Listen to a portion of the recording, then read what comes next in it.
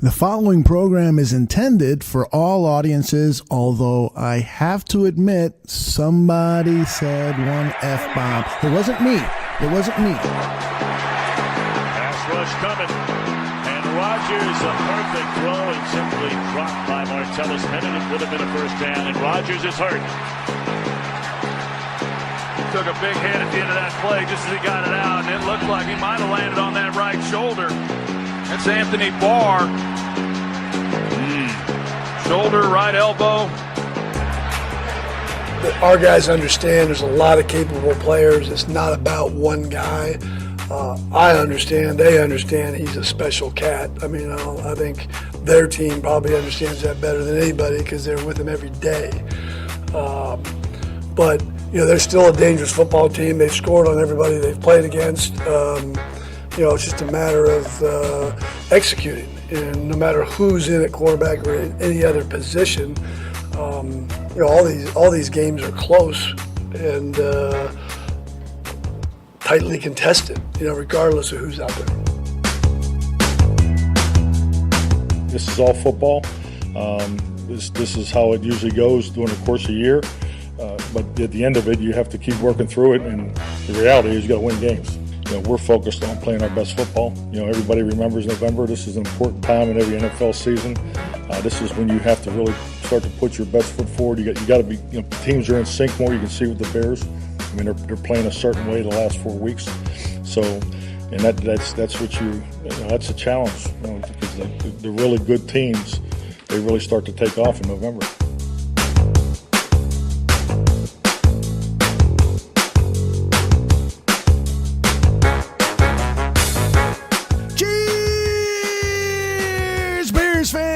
This is Bears on Tap.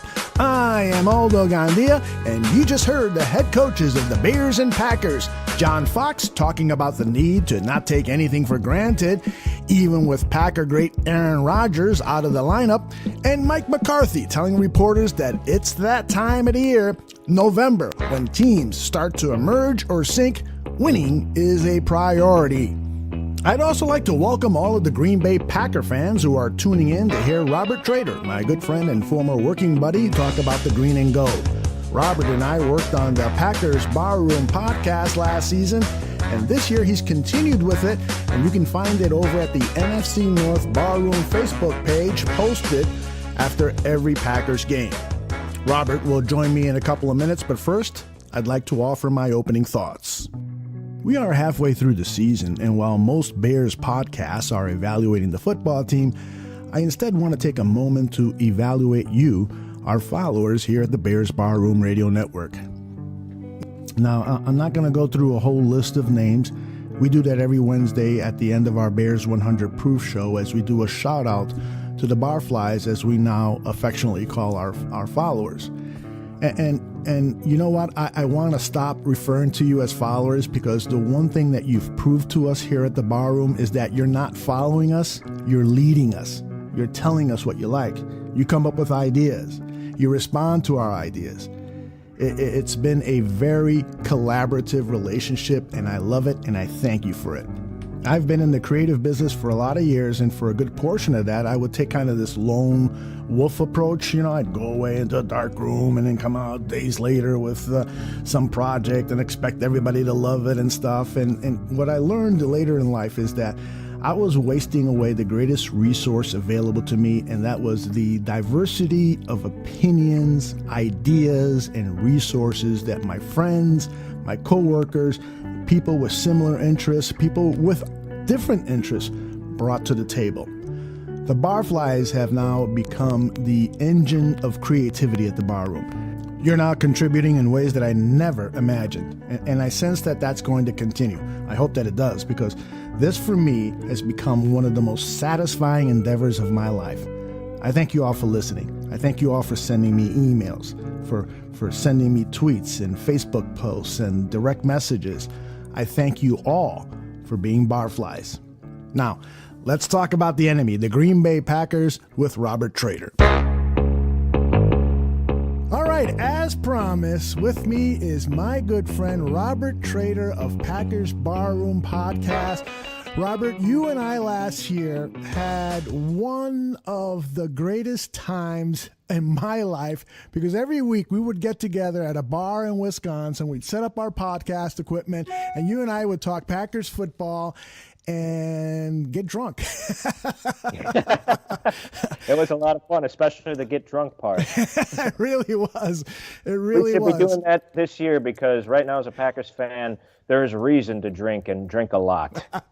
How about it? You guys are having a tough go of it, but I just wanted to let our audience know that the time that I spent with Robert was just fulfilling from a professional standpoint. The work that we did on the Packers Barroom podcast, I was really proud of. You're a very talented and knowledgeable Packers fan analyst. And I missed those days, but I'm really glad that you're on the show today, and we can at least do this over the computer and relive sort of our old times together.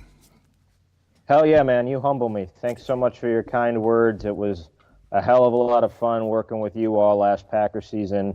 Even though you're not a Packers fan, we always had a damn good time. You know, up at Lake Geneva or wherever it was we were. And yeah, we'll have some fun with this one too. Packers versus Bears. Can't wait to talk about it. Well, let's get right at it. What is the temperature in the Wisconsin area about this Packers team? They've now lost, what is it, 3 in a row? Yep, 3 in a row. And this after a 4-1 start when things were looking rosy. So what's the temperature in the Wisconsin area about this Packers team? Ice cold.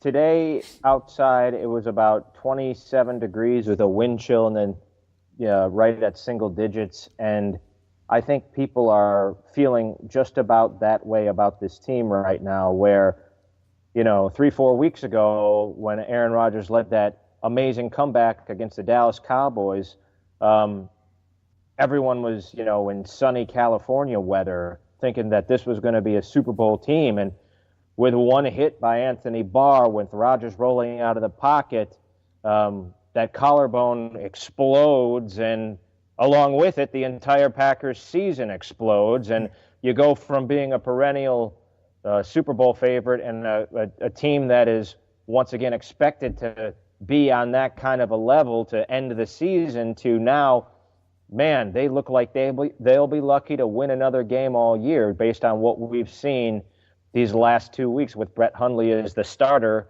and a defense under Dom Capers that has had a lot of issues. So I think this injury for Aaron Rodgers has had a huge trickle-down effect on this entire team. It doesn't just affect the offense. I think it's infected the entire mindset of this team. Jordy Nelson said it best when he said Aaron Rodgers means everything to this team. He's the heart and soul of that team. He's the heartbeat of that team. It's not just on the field. It's in the locker room. It's the belief he instills in his fellow teammates on both sides of the ball. Everyone believes that you have a chance to win when you have the best quarterback, arguably in the NFL, playing on your side. And now they don't have that. And it's bleak, I think, in that locker room for the Packers. And I think it's bleak in the coaching rooms, and it's bleak upstairs in Ted Thompson's office, and it's definitely, speaking firsthand, very, very bleak and chilly and not looking so good if you're a fan of the team. Well, I got to tell you, Mike Mulligan, writing in the Chicago Tribune, said that after the last 3 games, the 3 losses for the Green Bay Packers, Aaron Rodgers has probably gotten more MVP votes for the end of at the end of the season after this demonstration. Honestly, yeah, we should go back and retroactively give Aaron Rodgers about another 4 MVP awards. Really, because it's just so evident. Very few teams can Well, it's difficult to say. I mean, what happens to the Patriots if Tom Brady goes down? Well, we've seen it, right? They've won with Jacoby Brissett, and they've won with other quarterbacks when the few games that Brady has missed. It hasn't been that big of a drop-off. When the quarterback has left the squad due to injury, as we've seen with the Packers, he truly does disguise so many of the weaknesses that the team has. It's pretty incredible. It's really incredible. And even just a few years ago, Bears fans will remember when Josh McCown came in for Jake Cutler.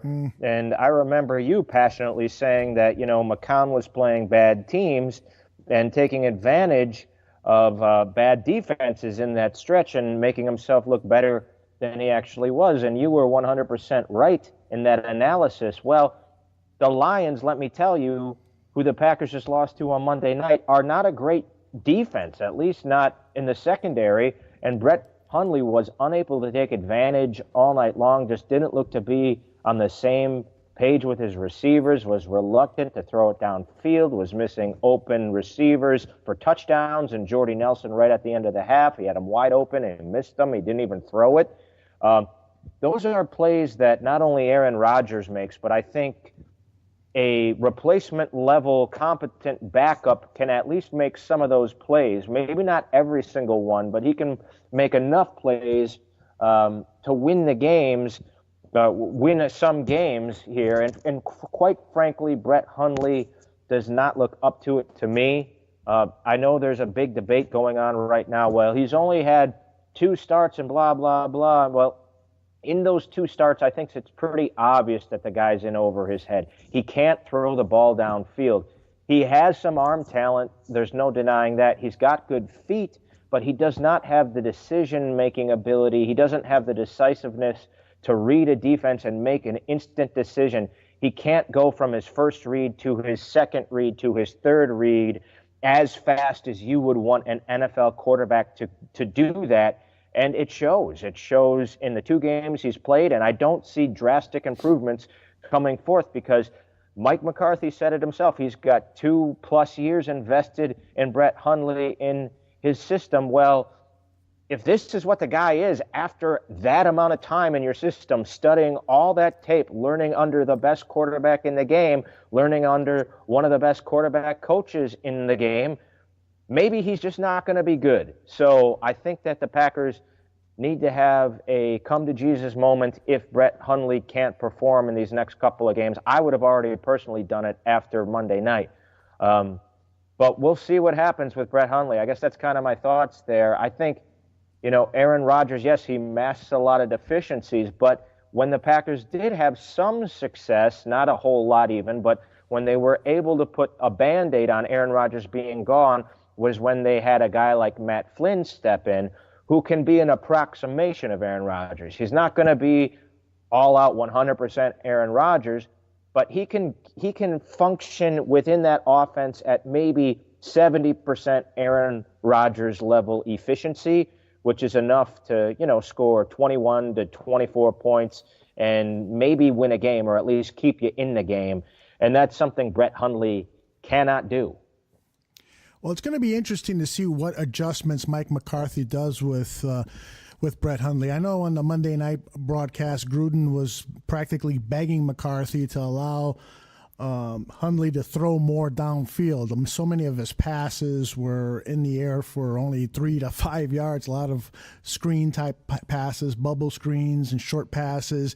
And perhaps what this young quarterback needs is what we have been asking John Fox to do with Mitch Trubisky, is to have a little bit more confidence in the quarterback. And he's going to make mistakes. He's going to throw an errant pass, but you really have to do something to give the quarterback confidence, because I agree with you. He's not playing with confidence right now. And so and he's going to face a front seven that Mike McCarthy spoke about in glowing terms, how impressed he was with the Bears front seven. In fact, I think what he said was, I love this Chicago Bears front seven. So he's not going to love them on Sunday when they're chasing his quarterback all around. But, Mike McCarthy, I think, has to accept some of the responsibility. You have Brett Hundley throwing 38 times against the Lions and for an average of 6.4 yards. That's not going to cut it. You need to allow him to open things up a little bit, particularly since one of the strengths of the team is the quality that the Packers have at wide receiver.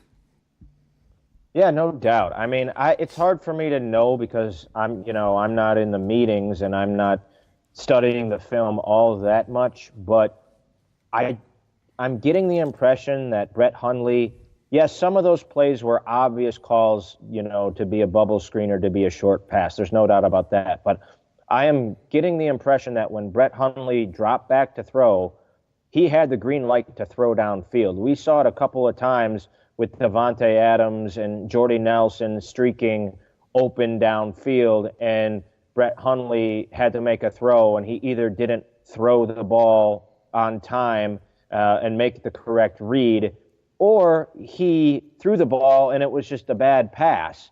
So I think that's more in the quarterback's head than it is on McCarthy. Mm-hmm. I think McCarthy is calling things for him to be successful, but I don't think Brett Hundley, quite frankly, has that ability to go through his progressions and find the open guy downfield 15 plus yards downfield. He would be more comfortable, throwing it at or even behind the line of scrimmage, or maybe 5 or 6 at most yards beyond the line of scrimmage for an easier pass, an easier rhythm pass, than to throw it down the field. Because while we do know that Mike McCarthy likes to call shot plays for Aaron Rodgers, we also know how anal he is about not turning the ball over, how much that is preached inside that Packers film room. Don't turn the ball over here. Don't turn the ball over there.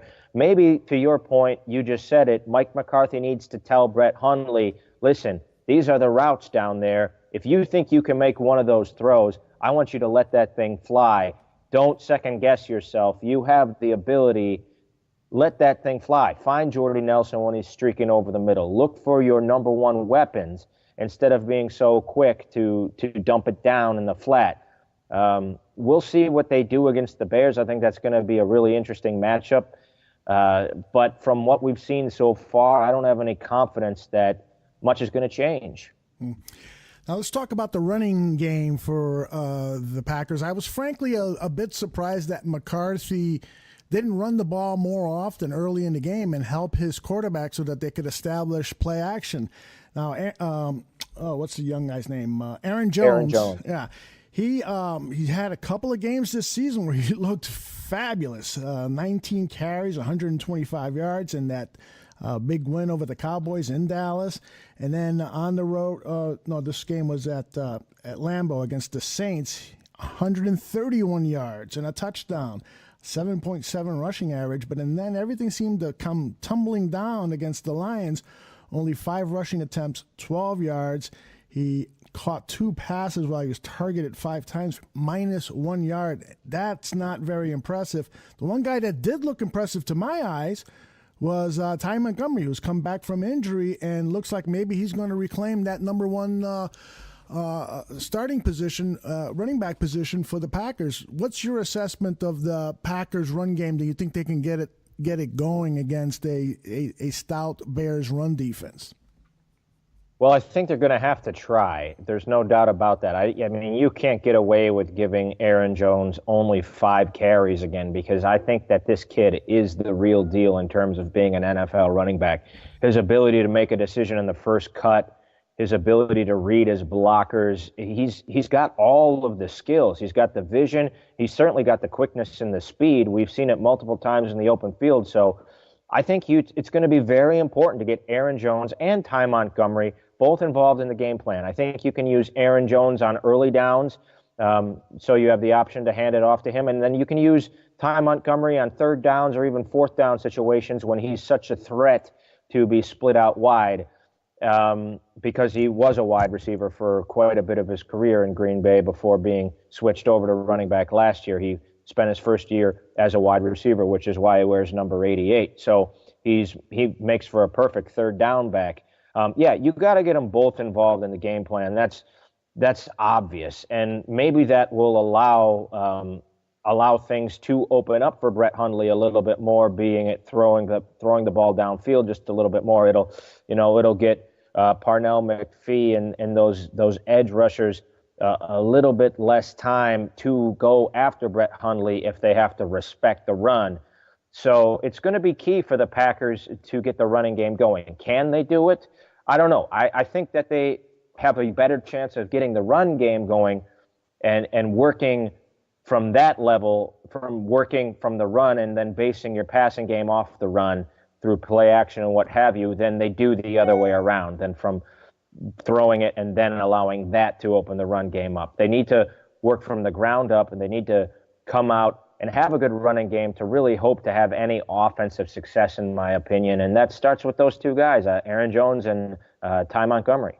And Ty has had some great success against the Bears last season in the two matches. He had a total of 25 carries, 222 yards for a 9 yards per carry average. He caught 12 passes, 67 yards. He had 2 rushing touchdowns. So I would not be at all surprised if McCarthy leans on Ty Montgomery more than the young kid Aaron Jones, particularly with the pass protection problems that Jones showed against Detroit. So we will keep an eye on that. Now let's talk. And I wouldn't. I'm sorry to cut you off, okay. Although I wouldn't be too surprised to see them both in the game at the same time. You could do a split back set. You could have Montgomery go out in motion, or you could leave him in there on Brett Hundley's unprotected side to block, and you could use both of those guys in the same set in creative ways. And, you're going to have to do stuff like that in order to generate any kind of offense. So we'll see if Mike McCarthy, how he game plans that. It'll be interesting. Now, every team in the NFL has injuries, but the Packers have really faced, for another season, an incredible amount of injuries. We've talked about Aaron Rodgers. Now we've learned that Brian Bulaga is out for the season with an ACL. That's the right tackle who is so good at pass protection. And this entire offensive line has been banged up all season. Why don't you tell our listeners a little bit about what's been happening with this offensive line? Yeah, it's been a revolving door at both of the tackle spots up until this last week, really. Bulaga has been hurt all year. Bakhtiari pulled his hamstring week 1. So those are the Packers' 2 excellent tackles, and they've been battling it. Basically, Brian Bulaga has been, he's out of the rest of the year with a torn ACL now. So you're going to have to find somebody who can come in at the right tackle position and play competently. And there's a lot of questions as to who that can be, because Jason Spriggs has also been put on IR. Now, he has been designated to return, but he still can't return for a couple of weeks. So the Packers right now are essentially functioning with only one real tackle, and that would be David Bakhtiari. And like I said, he's been battling a hamstring injury ever since week 1. And just from watching him on film, I do not think he's 100%. He's still doing okay in pass protection, but he's not aggressive enough when he's got to run on that leg. He can backpedal in it okay. He's not great in the run blocking game at all, and he never really was. But it's even more apparent now that he just looks gimpy. He doesn't look completely 100% to my eye. So there might be a weakness there that the Bears can exploit, and there will definitely be a weakness on the right side of the line. And the guy who is stepping in for Brian Bulaga, Justin McCray, who isn't even really an NFL caliber player as a guard, which is his more natural position. The Packers picked him up right at the end of camp and kind of threw him in there because they had a lot of offensive line injuries happen in camp to their backups. And Justin McCray is now basically your starting right tackle going forward until Jason Spriggs can maybe come back in a few weeks here. So we'll see how he can function against a really, really good front seven against the Bears, who are going to come at him. He's going to need a lot of help. The Packers are going to need to use their tight ends to help block. They're going to have to use their running backs to help block. And maybe Aaron Ripkowski, the fullback, they're going to have to swing help over to McCray's side, the right side of that offensive line. I think he's the big weakness. Now, when we look at the interior of the offensive line, Corey Linsley's very good. And to his left is Lane Taylor. And Lane Taylor has been battling his own problems as well. He's had a foot injury that kept him out a couple of games.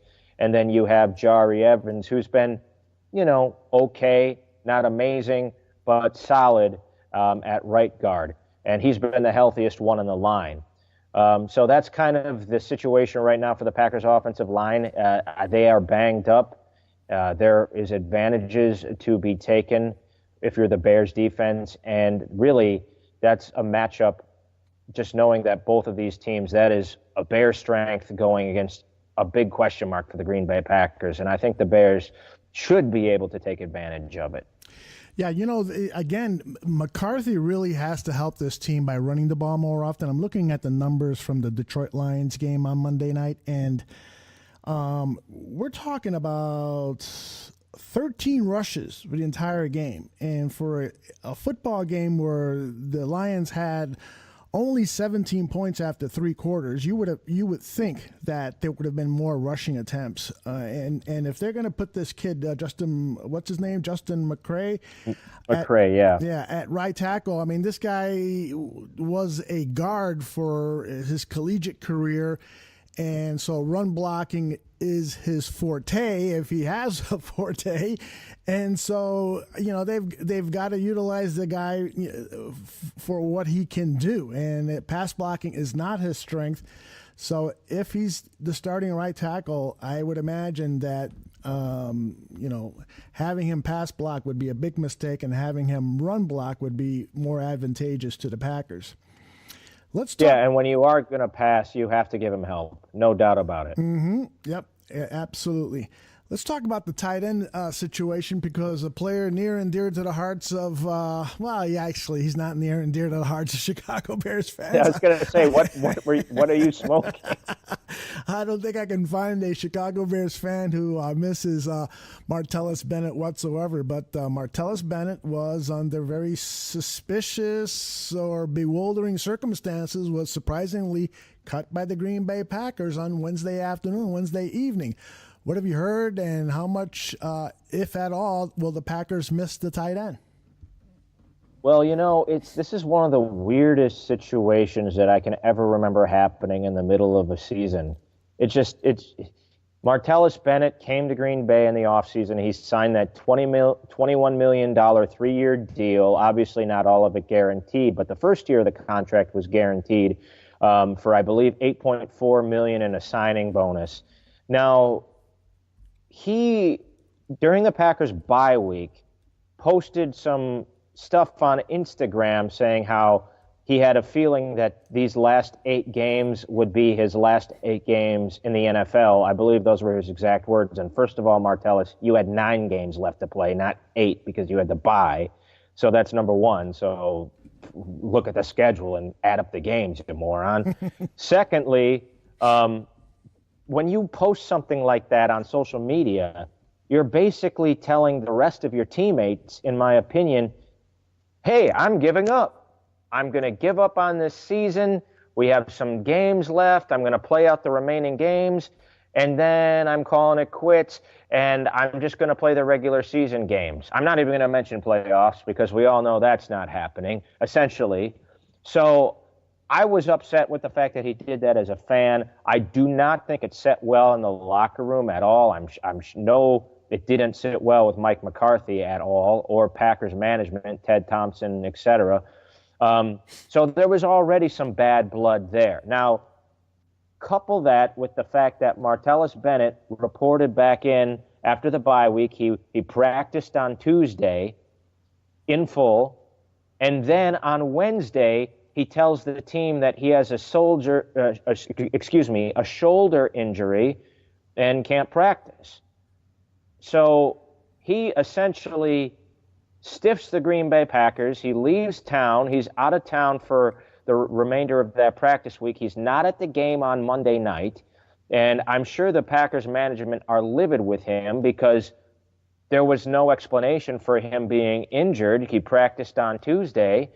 And so, quite frankly, the Packers were going to say, fuck off, Martellus Bennett. We're going to file this grievance with the league saying you did not disclose this injury to us in time, and we're going to take your money. So now the Packers are going after the rest of the salary that's owed to him. They cut him, and they can file this grievance with the league and get about $6 million back on that salary that they paid out to him. So I think what Martellus Bennett and what happened to him is he left New England because the Packers were willing to give him way more money than New England was willing to give him.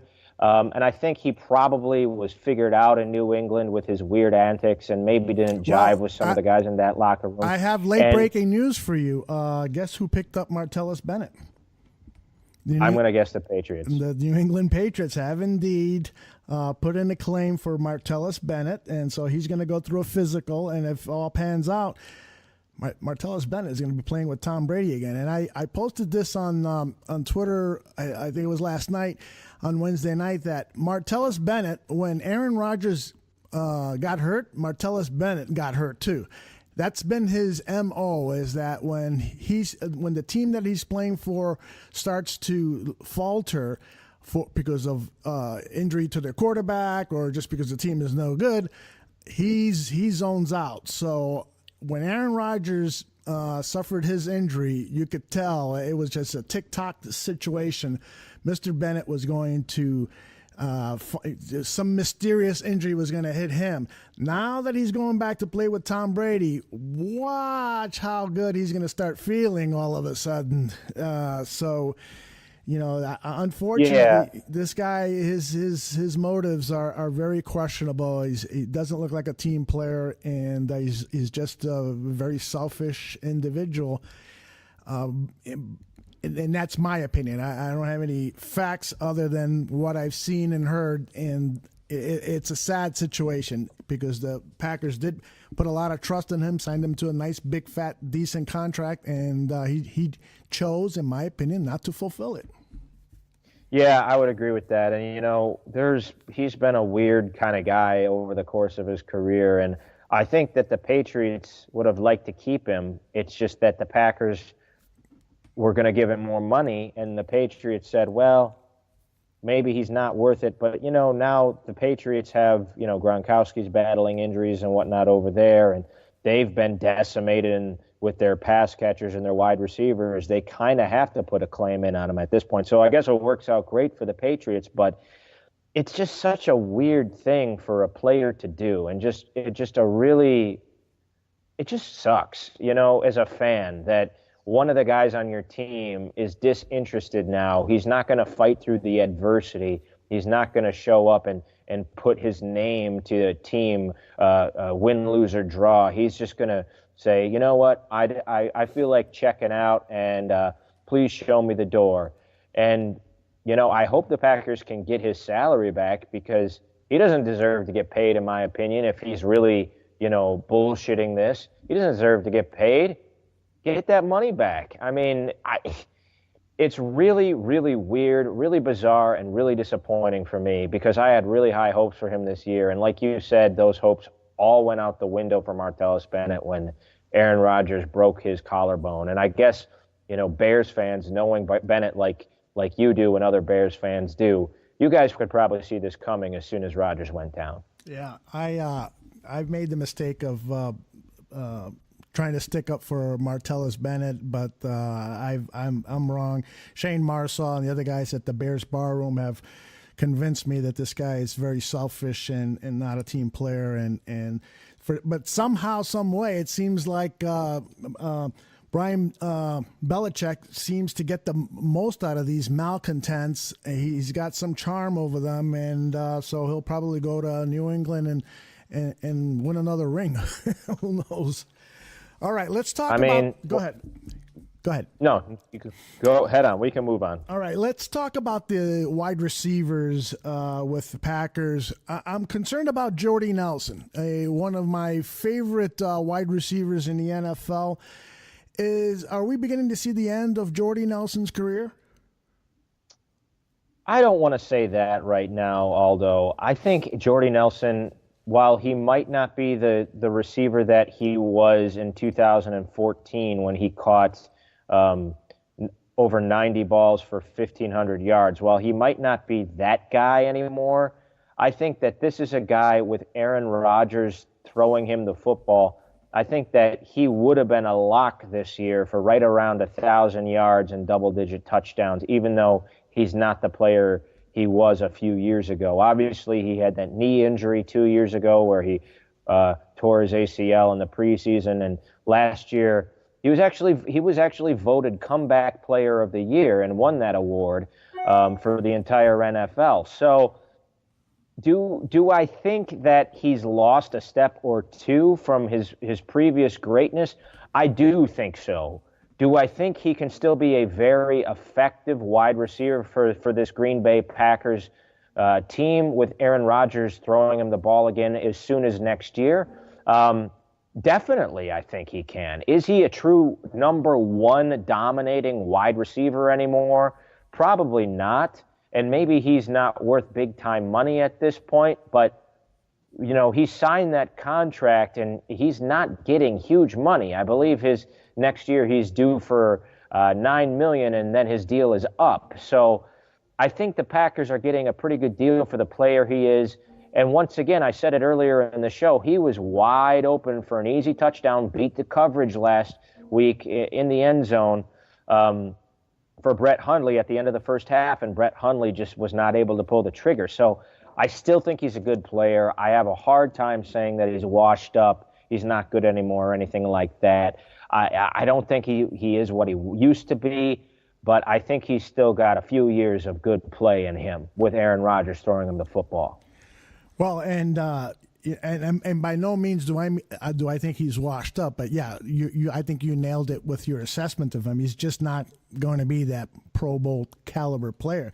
Now, you know, having said some disparaging things about Jordy Nelson, I'm looking at his stats. He's got 6 touchdown receptions, which I think is about 4 more than all of the Bears wide receivers combined. So yeah, but all those came from Rodgers, and he's only on pace right now to, I believe, have 600 yards receiving for the year. Yeah. So I would say that's correct based on what I'm looking at here. So, but yeah, I mean, the guy is wily enough to get open. You know, he just had a chemistry factor with Aaron Rodgers. They were always on the same page. Yes. Aaron Rodgers always knew where Jordy Nelson was going to be. They had all of these years dating back to the Super Bowl run in 2010 of chemistry, working together. These two guys were workaholics. They would get together in the offseason and work on these routes, and they had every scenario that you could possibly think of, every possible in-game scenario that you could think of rehearsed over and over and over and over and over again between the two of them, because they've been together for so long. They were only one draft class apart, I believe, or maybe 2, but they've been together for basically since the very beginning for both of them. And you got to remember, when Aaron Rodgers was a young player, Jordy Nelson was coming up, and they were throwing together and practicing all of that time. It's a chemistry has been formed over years and years and years. And even though Jordy might not be as fast as he used to be, or as quick or as dominant, I still think with Aaron Rodgers throwing him the football, he's a weapon because they have that chemistry factor. And maybe he can be a good wide receiver even with Brett Hundley. Brett Hundley's just got to figure out how to get him the ball. And we'll see if he can do that. But I still think he is an above average to good wide receiver in the National Football League. Well, and, you know, one thing that we all have to remember as football fans is these young quarterbacks, including Mitch Trubisky here and Brett Hundley, these guys, when the starting quarterback was in place, Rodgers for the Packers and Glennon for the Bears, these young quarterbacks weren't seeing snaps with the number ones.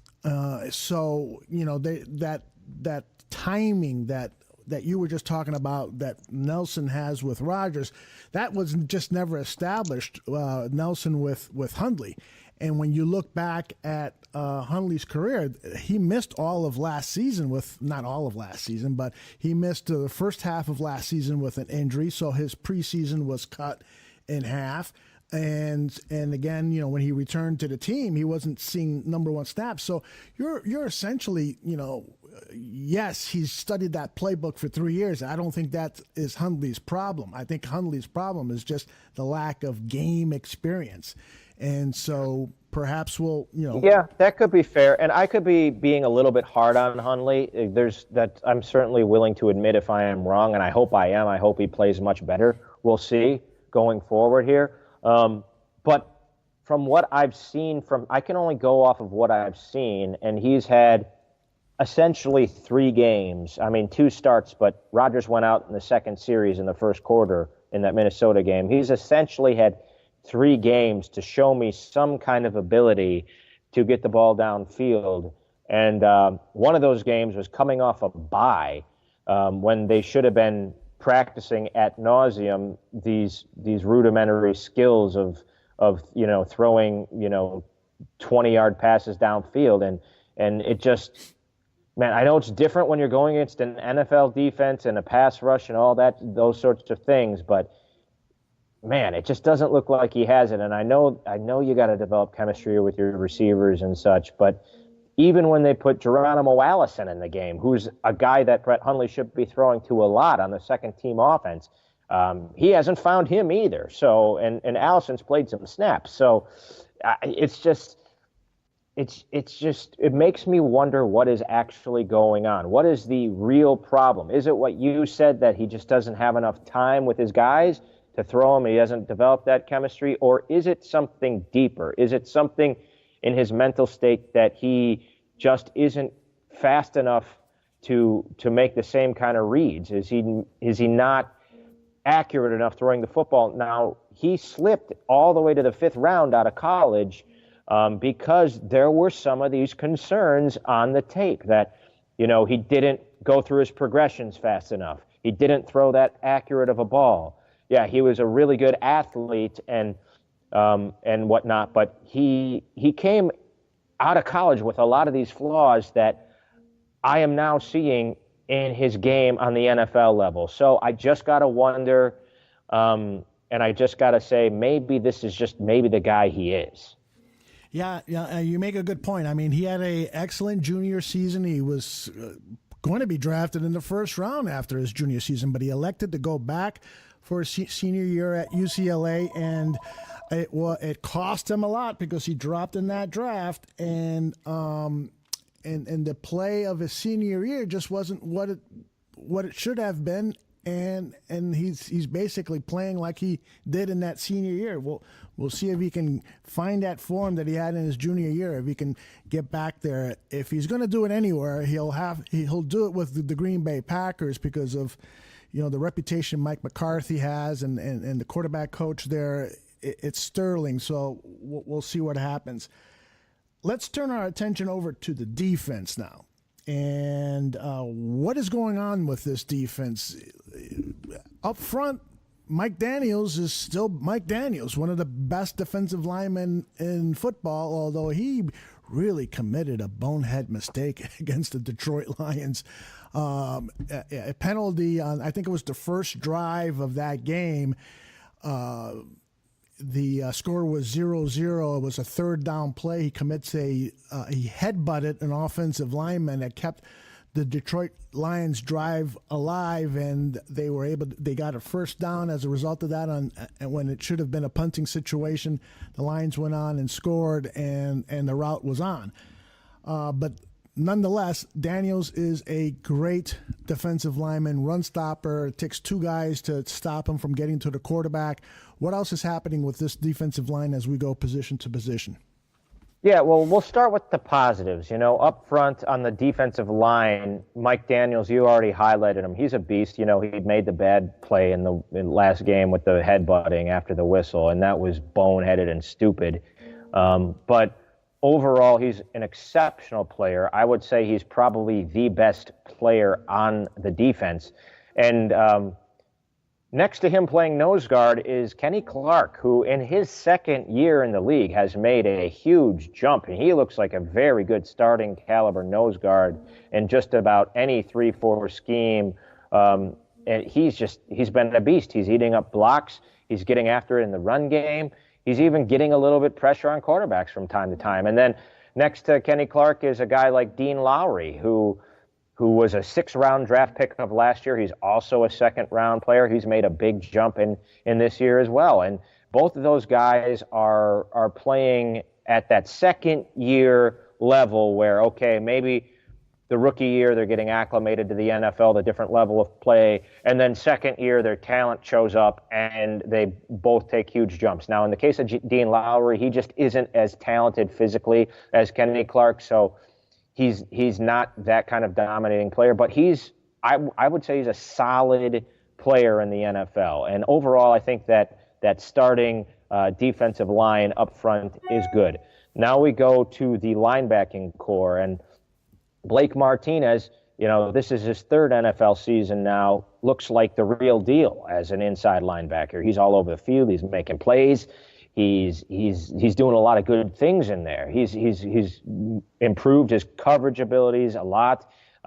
He's really good at chasing down running backs in the backfield while those other guys that we just highlighted plug up the holes.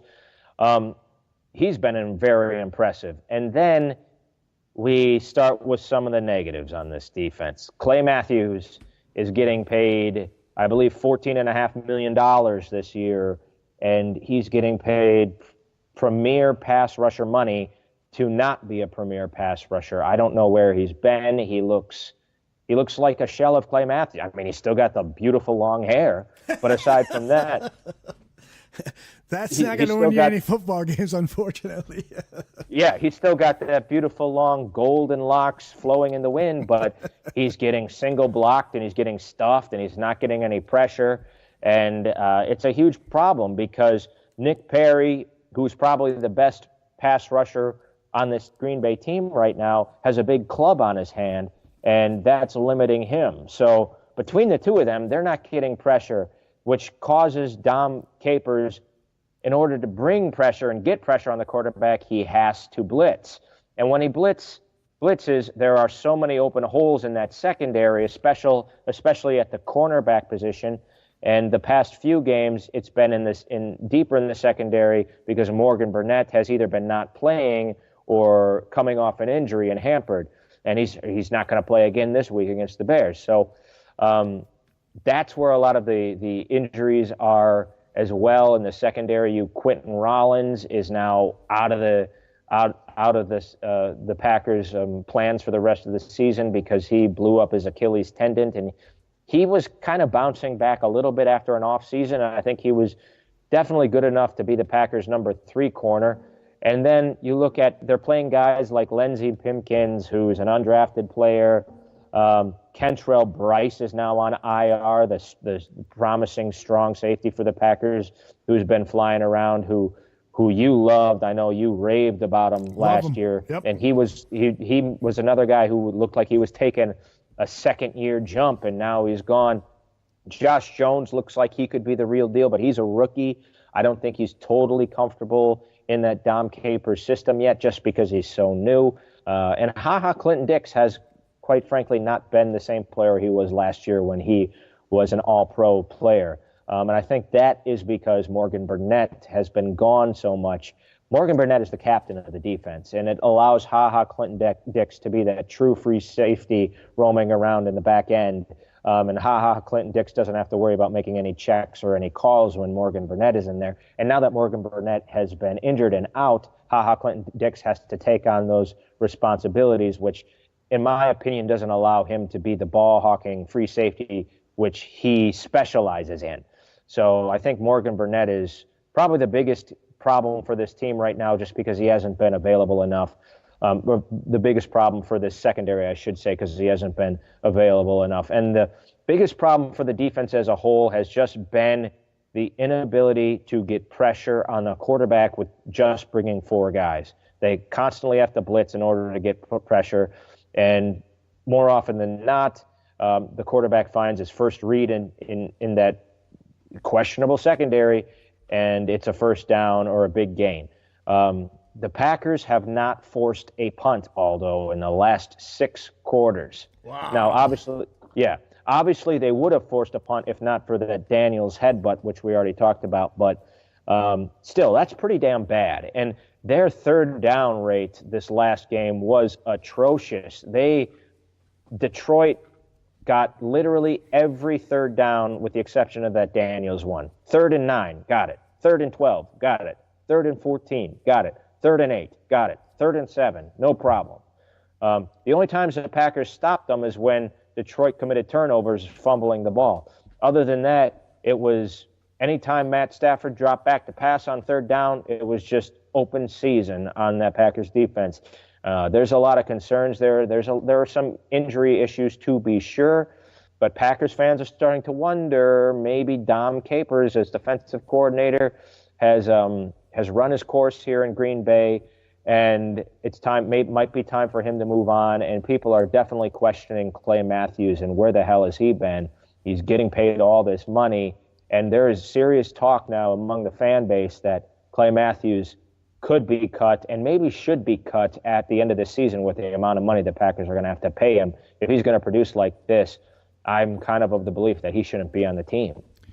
Yeah, I think your analysis is spot on based on what I've seen of the 3 or 4 games I've seen the Packers play this year. And in that Monday night game, their most recent game, Clay Matthews disappeared for a while. Now, Nathan Yankee over at Pro Football Focus gave him high marks for his play against the run, but I saw Clay Matthews get pancaked on one play. So if, I don't know how many points they take away in Pro Football Focus for when you get pancaked, but it's not a pleasant thing to the eye of a football observer when your star linebacker is getting pancaked on a run play. But Yankee did say that, pass rushing, Matthews has not had a good season, but when it comes down to run defense, he's played better than he has in the past.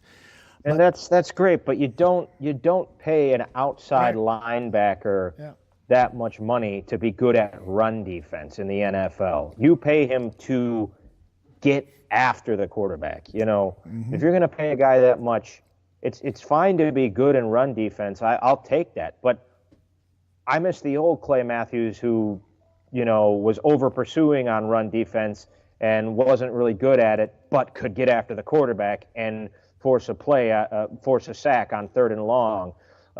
I miss that guy because that's the guy that this defense needs with their inability to generate a pass rush. It is the biggest single problem on the defense right now is not getting to the quarterback. And they need to correct it. And how are they going to do that with a player making that much money who is just being overmatched as a pass rusher? It's really frustrating, and you got to wonder, is Clay Matthews old? Is he injured? What the hell's going on? He has suffered a lot of injuries during his NFL career, and so maybe it's all starting to show.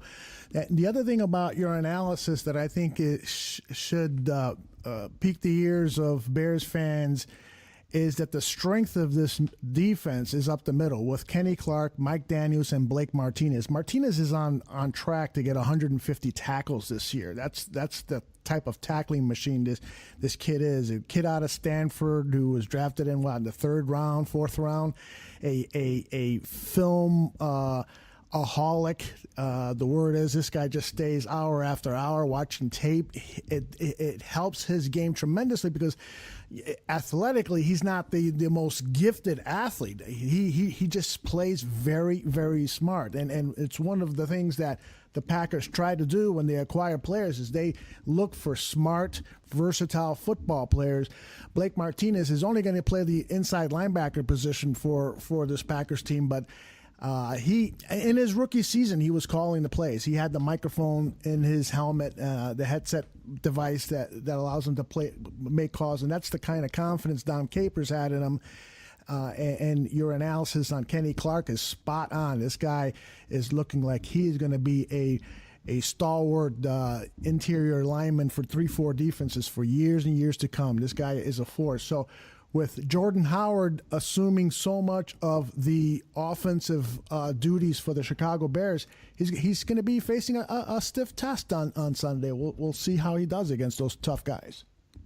Yeah, and that's the best. I think it's really interesting because the Bears' strength is obviously more lies on the defensive side of the ball, and the Packers' strength I wouldn't say lies on the defensive side of the ball, but it definitely lies up front in the defense, meaning that's where the Packers are going to actually make some hay, I think. Now, Jordan Howard's very, very, very scary to me. He's the kind of running back that has abused the Packers in the past with his downfield aggressive running style. I love the kid. He's such an impressive young man and an impressive running back, and the Bears should just be holding on to that guy and hoping and praying he doesn't sustain some sort of injury here going forward. But I think that the Packers, the Packers' struggles in the secondary this week can be masked a little bit because, like you said earlier in the show, John Fox doesn't want to take the training wheels off for Mitchell Trubisky and let him throw it. So if that's going to continue to be the game plan, it's kind of like a weakness going up against a weakness in that sense. And then the running game for the Bears going up against that Packers stout front with Kenny Clark and Mike Daniels and Blake Martinez is kind of strength against strength. So I think Jordan Howard versus those guys, I think you nailed it. That's going to be the matchup to watch for the game. Well, it's going to be interesting to see after this bye week what Donald Loggins, the Bears offensive coordinator, cooks up. Is he going to stretch things out now, particularly now that Zach Miller, the Bears' star tight end, best pass catcher all season, is out for the season, and the Bears have acquired Dontrell Inman, the wide receiver from the San Diego Chargers? Are we going to see 3 wide receiver sets with Kendall Wright? What am I saying? It's okay. Their names aren't worth remembering, Aldo. Yeah, it's easy to forget, right? You follow this team professionally, and you still can't remember. I mean, they're just not noteworthy in any way, right? These guys weren't with the team last year. In fact, Trey McBride, he wasn't even with the team the preseason. They picked him up a couple of games into the season, and so that's the name I was forgetting. Trey McBride, Kendall Wright playing the slot, and Dontrell Inman. I'm wondering if Loggins is going to send out these 3 wide receiver sets, something that we haven't seen all season long because they didn't have 3 wide receivers on the team.